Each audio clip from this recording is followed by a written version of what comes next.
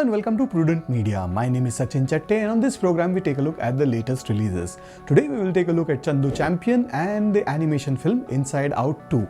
First, let's take a look at Chandu Champion.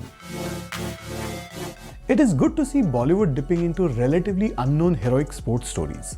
Earlier this year, we saw Maidan, which is one of the best biopics we have made, all the coughing during the climax by the protagonist notwithstanding. After 83, which was thoroughly enjoyable but didn't do particularly well, Kabir Khan returns with yet another sports film, Chandu Champion, a highly inspiring story of Murlikant Petkar, who won a gold medal for India in Paralympics. In fact, it was the first ever by an Indian. Some great stories get relegated with time, and then there are some that were never celebrated at all. Petkar's story is one of them.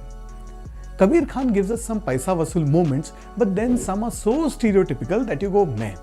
Like the completely unnecessary song in the train which has the Maston Ka Jhund hangover from Bhag Milkha Bhag, even though the song is filmed well and ends with stick-like figures reminding you of Sherlock Holmes' The Dancing Men. Then there is also this urge to introduce comedy now and then, and that doesn't really work.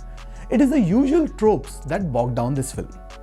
A special mention should be made of Kartik Aaryan, who has delivered a top-notch performance in the lead role. He makes you feel and root for Petkar even more. Chandu Champion opens with an elderly Murlikant, played by Kartik Aaryan, narrating his story to a cop, played by Shreyas Thalpade, and the story is told in flashback. He wants to register a case against the President of India and then goes on to tell why he is doing it.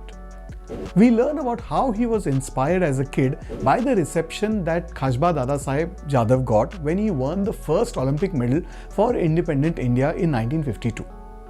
Murli is then determined to win a medal for the country at the Olympics. Everyone ridicules and mocks him, and he is labelled Chandu Champion. He takes up to wrestling and then joins the army, where he has to take up boxing because there are no facilities for wrestling. Every good player needs a good coach, and Murli finds one in the form of Tiger Ali, played by Vijay Raj, who is a tough cookie. Every good player also needs a good friend, and Bhuvan Arora plays his Fauji brother. At the International Military Games in Tokyo back in 1964, Murli made a name for himself but fell short of glory. The whole episode involving a journalist is either poor cinematic liberty, but if it is true, it comes across as rather tedious. The scene where he gets injured in war is intensely shot with bullets and planes flying everywhere. Murli took 9 bullets, and as the end credits tell us, one of them is still lodged in his spine. The brisk editing by Nitin Baid ensures that the film remains spacey. When he's confined to the wheelchair, Murli takes up swimming and made it to the 1972 Munich Summer Olympics, which were cut short because of the infamous terrorist attack. You know that the climax is still in store, and that doesn't disappoint. The pinnacle in a sports film is always emotional because of the journey of the hero and the culmination of his struggles. Kabir Khan adds a few nice touches considering the final race, which is 50 meters, happens in a swimming pool. It is difficult to avoid certain cliches in a sports film, but many are avoidable, and Chandu Champions falls for those. Mercifully, for a change, there is no snarling opponent or coach making fun of Indians.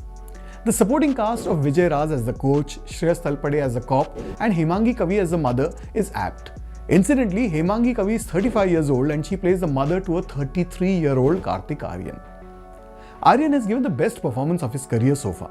He actually looks and emotes someone who has been through a lot and deserved better. As a film, Chandu Champion has its highs and lows, but as an inspirational story, it is consistent. I'm going to go with 2.5 out of 5 stars for Kabir Khan's Chandu Champion. And now let's take a look at Inside Out Part 2. Surprisingly, a knockout film like Inside Out, which came in 2015, took so long for a sequel, given that studios like to milk anything that's remotely milkable these days. But the delay was for the better. The unique concept of emotions running wild in a little girl's head had its own USP, especially when animation films have become so formulaic. It was probably not easy to replicate another one in quick time. Inside Out transcended that gap where it could reach out to adults as well, and not just children. In fact, grown-ups would have probably enjoyed that film even more than kids, given the theme. This sequel takes off from where the previous one left, and it's equally delightful. It was an uphill task, but the director Kelsey Mann and the writers have pulled it off by delving on issues that have always been there but have become more topical these days.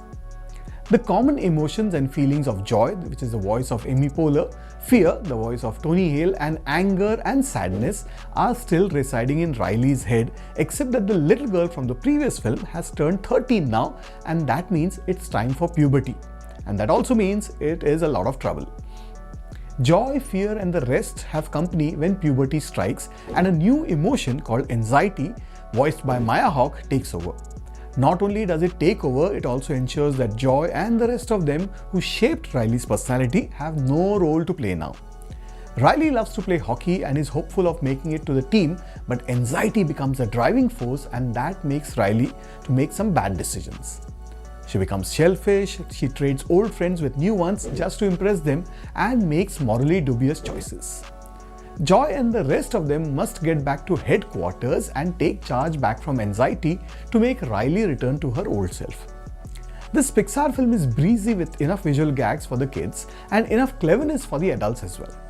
There is also a lesson or two for teenagers told in the most non-preachy way as to how anxiety and other negative emotions can affect us. There are some clever touches like sarcasm that can swallow pretty much anything. For a 2015 film that has come up with a sequel 9 years later, Inside Out 2 does a fabulous job of remaining relevant. Times may change, but emotions don't, and I'm going to go with 4 out of 5 stars for this Inside Out sequel. Well, that's what I thought of the films that were released this week. Do let us know what you think, and I'll be back with you next week with more movie reviews. Till then, it's goodbye from me.